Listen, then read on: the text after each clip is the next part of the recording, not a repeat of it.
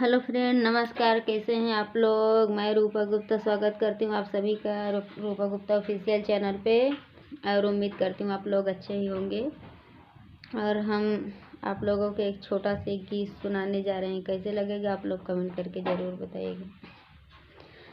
हमारे घर उजड़ा है मोरी साखी, हमारे घर उजड़ा है मोरी साखी, हमारे घर उजड़ा है मोरी साखी। सबके सास मिलल कौशल्या जैसन, सबके सास मिलल कौशल्या जैसे, हमार मिलल नागिन रोजे डसेली, हमार मिलल नागिन रोजे डसेली। हमार घरे उजड़ल है मोरी साखी, हमार घरे उजड़ल है मोरी साखी।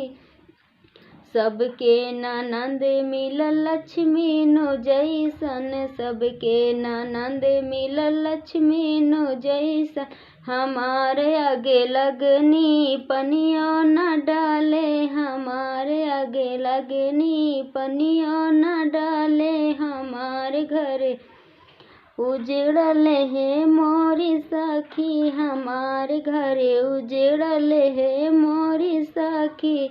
सबके देवर मिलल लक्ष्मण जैसन, सबके देवर मिलल लक्ष्मण जैसन। हमार मिलल लो फल है मोरी साखी, हमार मिलल लो फल है मोरी साखी। हमारे घरे उजड़ल है मोरी साखी, हमारे घरे उजड़ल है मोरी साखी। बुरा मत मानिएगा आप लोग। गाना है, मैं गाना आप लोगों को गा के सुनाई थी। और कैसे लगा आप लोग कमेंट करके ज़रूर बताइएगा। और फिर से मिलेंगे अगले नेक्स्ट वीडियो में। तब तक के लिए ओके, बाय बाय।